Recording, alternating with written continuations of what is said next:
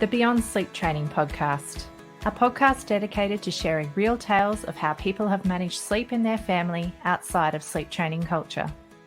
Because sleep looks different with a baby in the house, and because every family is different, there is no one-size-fits-all approach to take. I'd like to acknowledge the traditional custodians of the land on which this podcast is being recorded, the Kalkadoon people.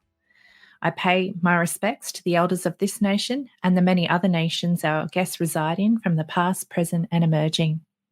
We honour Australian Aboriginal and Torres Strait Islander people and the unique cultural and spiritual relationships to the land, water and seas, as well as their rich contributions to society, including the birthing and nurturing of children. And welcome back to the Beyond Sleep Training podcast. I'm your host, Carly Grubb. And today we have a very special guest, that is Dr. Sophie Brock. I'm so glad that Sophie could join us. She's been someone I've admired on social media for quite some time now. She is a Motherhood Studies Sociologist with a PhD from the University of Sydney. She wants to be a mother in the current social and cultural environment, and helping us to find ways to challenge some of the damaging practices that don't serve us very well as mothers and on a broader societal level as well. You host an amazing podcast. It's one that I actually listen to every single time an episode drops, called The Good Enough Mother.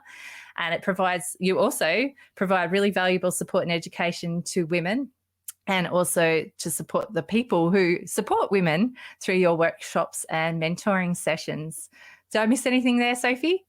No, that's a wonderful introduction. Thank you, Carly.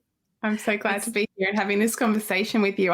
When you say you've admired my work, I'm like, I've admired your work for years, Carly. So that was lovely to hear. Thank you. No, it's fantastic to have you on, because I know when I'm listening to your sessions, you've got a great way of teasing apart people's stories so that we get to hear all of the beautiful richness of the motherhood journeys for people.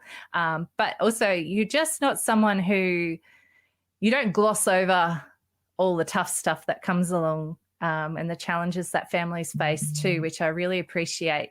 So if anyone is looking for another podcast to listen to, make sure you check out The Good Enough Mother.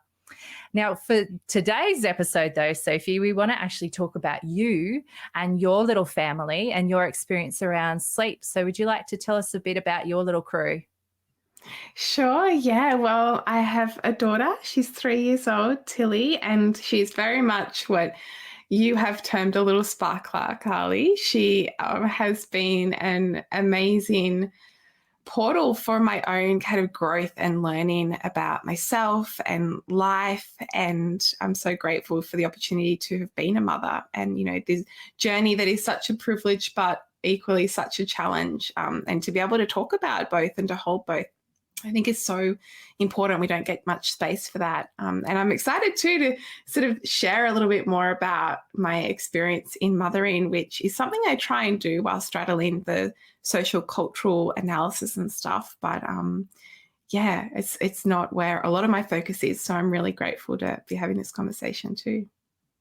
Well, thank you. And I'm just wondering, so when you come into welcoming your little person, did you have like an idea in your head about how you'd handle sleep with them once you brought them home? I did, yes. So I actually started thinking about this during my pregnancy, because I did as much research, being a researcher and a motherhood researcher. I was thinking, well, then what books can I read about motherhood?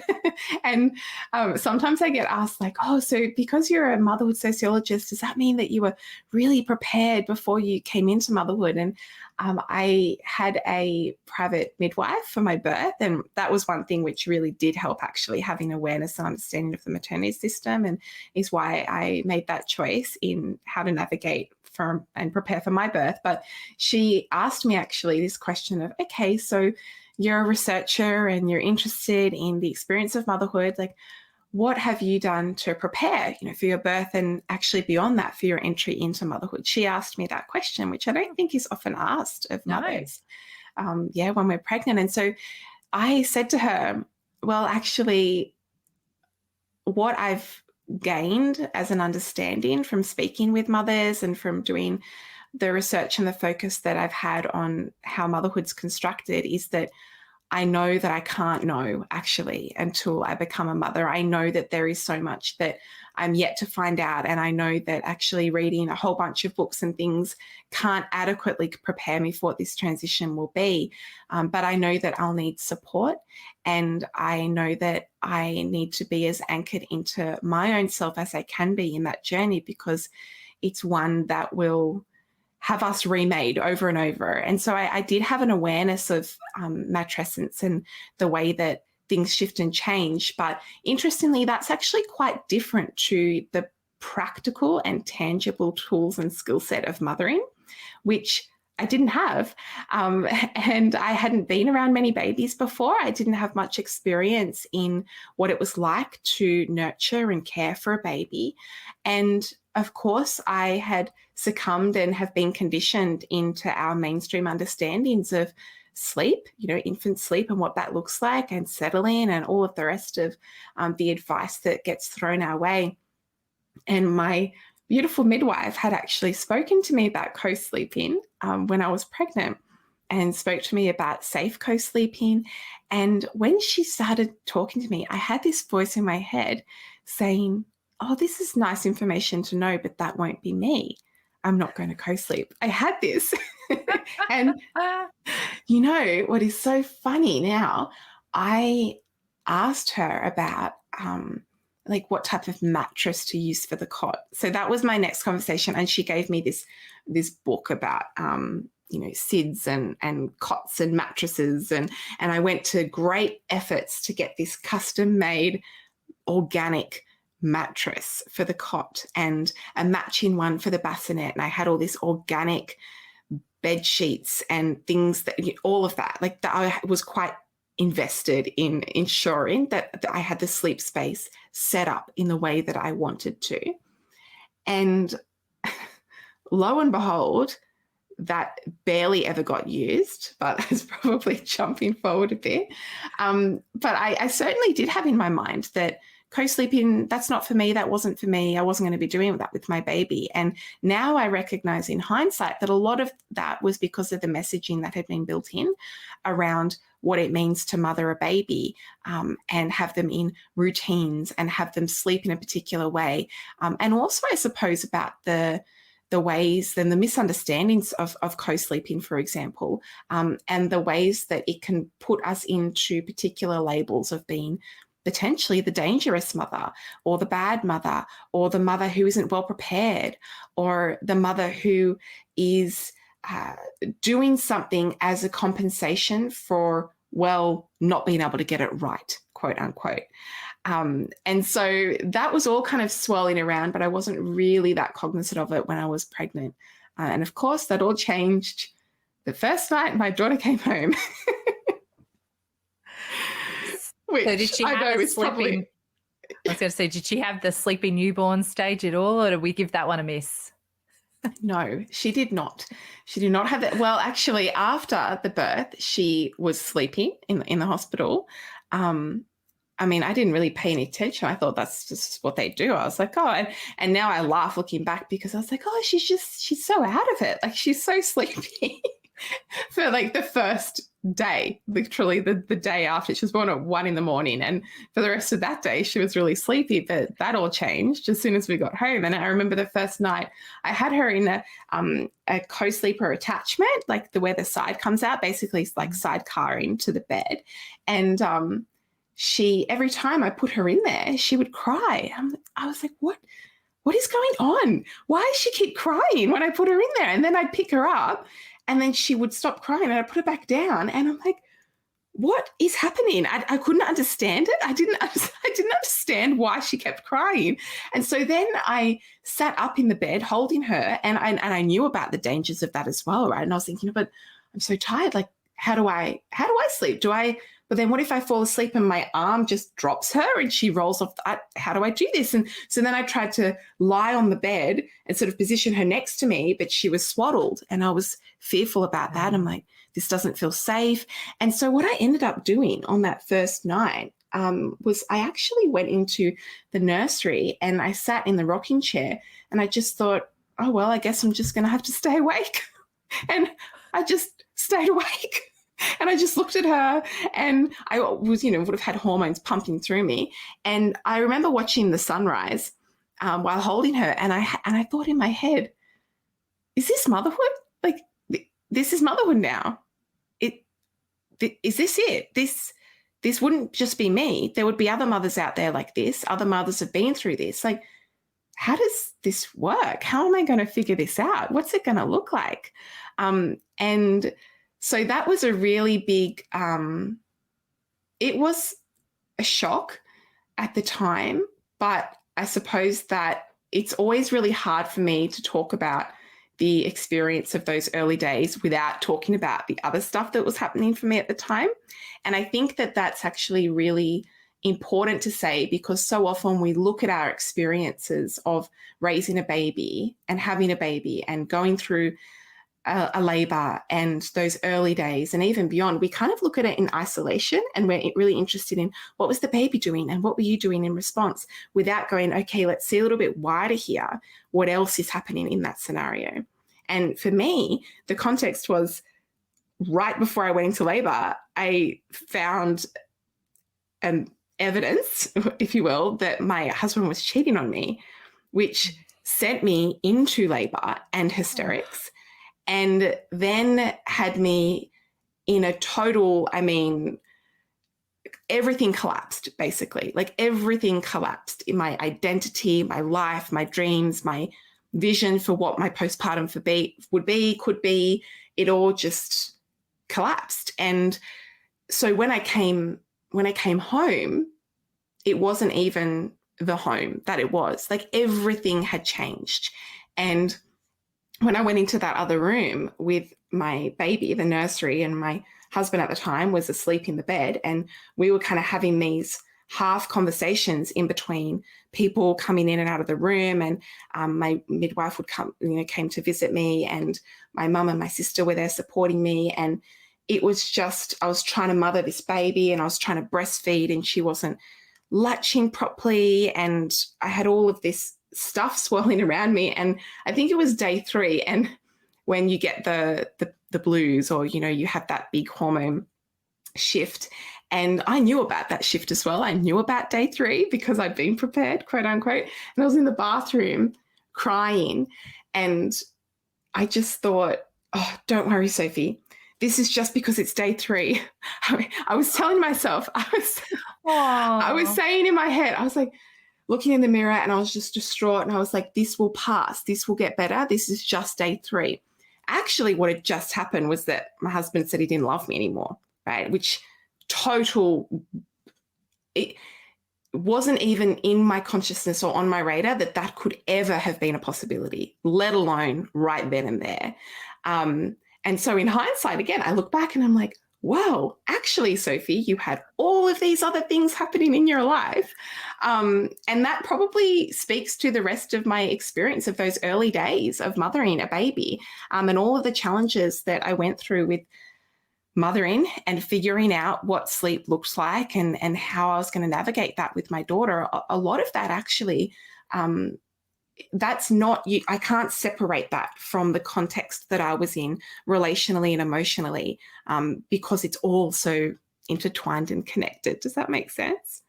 Absolutely. That is one hell of a postpartum.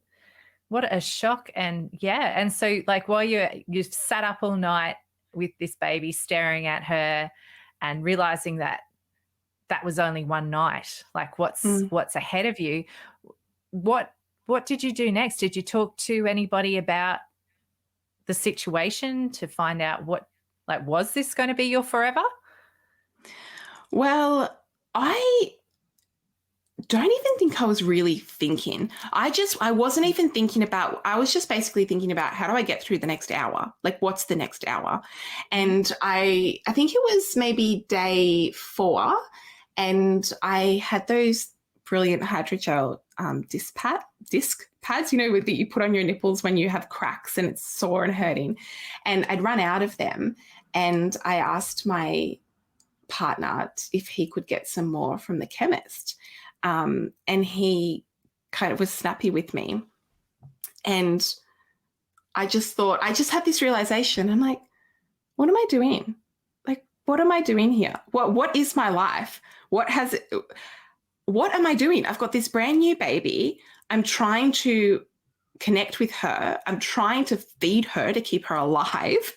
I'm trying to somehow close my eyes so that I can still function and not collapse. And I think actually that there was a lot of adrenaline running. I think that I was kind of just like in this heightened state of activation. And that's probably why I found it hard to rest, even if I had little space or opportunity. Like someone came over to visit and said that they'll hold the baby while I rest, and I would go in and just be on my phone. Like I couldn't even sleep. And I just, my mum picked that, like my mum recognized that basically and said to me, why don't you come and stay with me for a couple of days? And just to give you two some space, and I can help with the baby, and because he wasn't doing anything.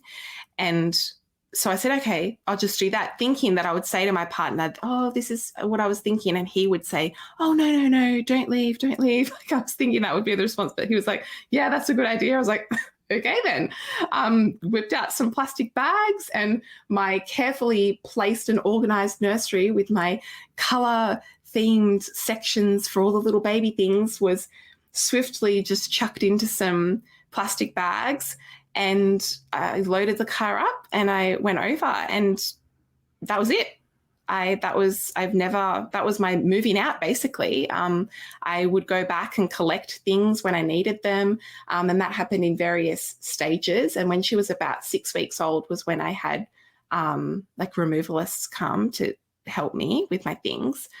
But that was all happening in those early weeks. And so when I look back on it now, and we spoke about this a bit before we were recording, Kylie, that it's hard to you can't actually fully take yourself back and be in that situation and in that memory, because at the time you're just running on your survival mechanism. Like you're just coping, you're just getting through. I wasn't thinking about the next month or 2 months or 5 years.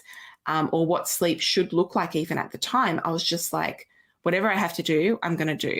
And that ended up being, I got a little co-sleep, I don't know what it's called, it was to put in the bed, but it had little sides on it. Yeah, those nest things. So I had one of them, and she seemed to be okay in that if I sort of had my hand on her. And I was in a single bed now at my mum's house. And I had her up in the corner, and that's how I would sleep. And I didn't know how to breast sleep. I didn't really like to feed while sleeping. I didn't really know that was a thing. So I would just sit up and breastfeed her. But at the same time, right, all this other drama was happening. And so when I'm sitting up in the bed and feeding her, like I'm also looking through, I had people sending me like screenshots of like my husband on like a dating app, and like all this other stuff was happening. So I know now for sure that all impacted actually my capacity to sleep and rest, and my baby's capacity to sleep and rest as well. At the time, though, I wasn't aware of how intricately we were linked in that way. I kind of could think that I could hold a front and be okay, and my baby would be okay. I didn't recognize how deeply we were actually connected in that experience. And so I kind of muddled my way through the first 6 weeks, the first probably 3 months actually. And I remember there was one night, and I laugh at myself compassionately now, where I think she had a stretch of maybe 4 hours of sleep in a row. And I remember waking up and she was still asleep, and my breast felt really full, and I had to manually express because I was like, I don't want to get mastitis. And in the bathroom when I was manually expressing, I thought to myself, just really savor these moments, Sophie. Like it was a real reminder for me to appreciate how little she is, because I'm like, this is the beginning of her starting to sleep longer stretches, and it'll probably be soon, and I won't even be getting up in the night feeding her anymore. Like you just have to really treasure these night feeds while they last. Oh my gosh, she's almost 4 and I'm still feeding her at night. Treasured moments for the last week. I am so lucky. Oh my goodness. But how good is that though? Like even in you're in the depths of everything that was going on. It sounds like you just did an incredible job being able to just continue on with your nurturing despite the trauma that's going on outside. And as much as you say, like, you do recognize there would have been that intricate link and connection with your daughter through that time, you created such a solid buffer for her at the same time. That's incredible, because I can only imagine the amount of stress your body was under at such a crucial time. Oh, Sophie, that's intense.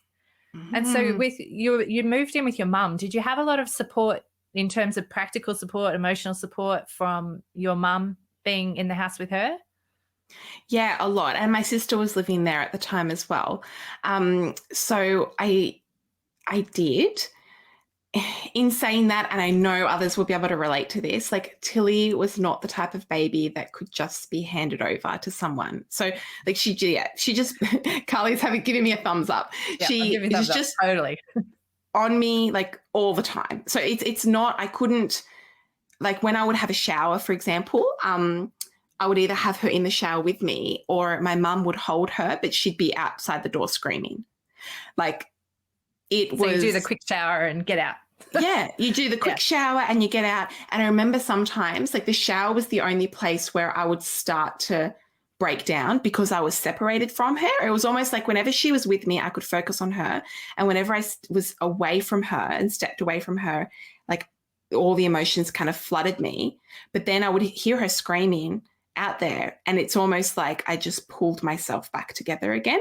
And I know that, I know now in hindsight as well that actually a lot of that's kind of repression and suppression of emotion, which isn't great. But when you're in like kind of crisis mode and when you don't actually have the time or space or option to break down because you don't have the foundation and the grounding and the capacity to do that, that's how I coped. And so, yeah, I had brilliant support emotionally from my mum and my sister. I have wonderful friends as well. And also my mum took time off work and cooked. Like she did the cooking and all of that. So that was a massive help. I got mastitis when it was around the time actually of moving out of my other house officially. So that was horrendous. But I am so thankful that I had that support. And as I said, because I had the continuity of care with my private midwives, I was seeing my private midwife pretty regularly in those first 6 weeks too. So she would come out to the house and I would have her to debrief with as well. And at the same time as all of this, I continued having a lot of pain breastfeeding and ended up going down the whole route of tongue tie and latching things. And I ended up using shields for 3 months to try and get breastfeeding, established in a way. And that was really important to me.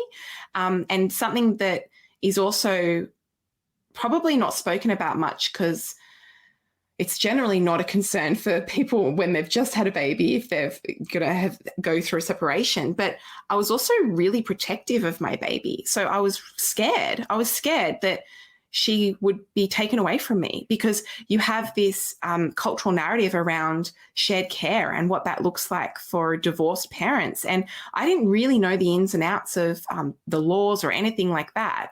And I was kind of just worried. Like, here's this person that I've trusted my life with as my life partner and the father of my child and all of that. And that whole sense of who I know him has just been completely shattered. So now it's like my foundations of being able to feel safe and to have trust in my relationships and the world around me was also kind of shattered. And so I had this really a sense of protectiveness as well around my daughter and really wanting us to be able to be as connected and intertwined as possible, which she very much helped with. And I've thought about this in hindsight of going, how much actually is the struggle that I've experienced in the relentlessness of the caregiving and the not having other people to be able to step in and come in and help and to have that bit of space, which I ended up really craving desperately. Like, how much did that also kind of serve me in a way as well and serve my daughter too? So yeah, I think it can be helpful for us to look at the stories as well that we attach to our sleep experience and our early experience of mothering, and just try on different perspectives too and see how they feel in the narrative that we attach to our story. Absolutely. I think that's really wise advice, because despite, like, I'm sure there would be other people who've had really traumatic postpartum experiences, but it doesn't need to be even that scale of trauma to be playing into some of the experiences that you're having. And by actually broadening your lens, having a look at what's going on around you in the environment, in your family, and the pressures and the stresses and the strains, helps you just keep it in context, doesn't it? Like, it's not just how your baby's behaving and whatnot that is actually playing into how sleep looks for you. There's also all those other environmental factors and stress factors that can really impact on your ability to rest, like you said, even when you get the chance to. I know that's really common. I had that experience when I got postnatal depression after my third baby. She actually slept like a dream, and I had the worst insomnia. And so it didn't really matter how many hours in a row she slept, because I'd only get the smallest portion, because my insomnia was what was actually causing it. So whereas everyone, I had a newborn, so of course I was tired, but it was like, no, actually it's not her, it was me. So I think that's really a good tip for people listening along to, if you are having a bit of a struggle. It doesn't necessarily change things for you, but it just helps you broaden your story and your context around what you're experiencing. Thank you very much for that, Sophie. And I'm just having a look at our time, and I feel like we're only at the start of your story. Do you think you'd be able to stick around for a second episode with us? Yeah, would that be okay? Sure. I'd love to. Yeah. Excellent. Well, just to round out this episode for people, would you mind sharing, do you have a tip that you wish you could have been given maybe as a first-time parent yourself? Yes. Well, lots, but one that first comes to mind in just relating to that story of being at 3 months and thinking, oh, we're at the beginning of sleep getting better. The tip would be that sleep is not linear.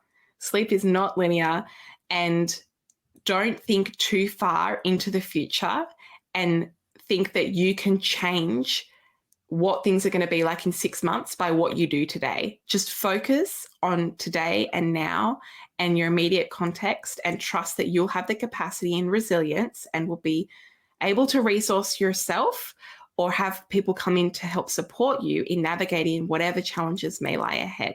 Just focus on now. I love that tip, because it allows people just to remain a bit present too, because there's nothing worse than catastrophizing over one rubbish day with your baby, or a series of rubbish nights, and starting to think this will be your forever, because it's not, is it? There's no forever with babies. It all ends eventually. But when that is, well, it can be as long as a string. So if you start stressing about that in that moment, you really kind of lose out on what's actually going on and being present in that.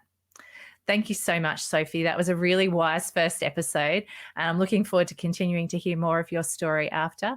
I will finish the show by asking people listening along have you been enjoying the episodes you've heard so far? If you wouldn't mind dropping us a review. We are very new to the podcasting world, and so any reviews, particularly 5-star ones, actually help boost us along so that we can find other listeners who might benefit from hearing what we've got to say. So thanks again, Sophie. Looking forward to talking to you in our next episode. Thank you. I really hope you enjoyed the podcast today. The information we discussed was just that, information only. It is not specific advice. If you take any action following something you've heard from our show today, it is important to make sure you get professional advice about your unique situation before you proceed, whether that advice be legal, financial, accounting, medical, or any other advice. Please reach out to me if you do have any questions, or if there's a topic you'd really like us to be covering. And if you know somebody who'd really benefit from listening to our podcast, please be sure to pass our name along. Also, check out our free peer support group, the Beyond Sleep Training Project, and our wonderful website, www.littlesparklers.org. If you'd like even more from the show, you can join us as a patron on Patreon, and you can find a link for that in our show notes. If listening's not really your jam, we also make sure we put full episode transcripts on our Little Sparklers website for you to also enjoy, and fully captioned YouTube videos as well on our Little Sparklers channel. So thanks again for listening today. We really enjoy bringing this podcast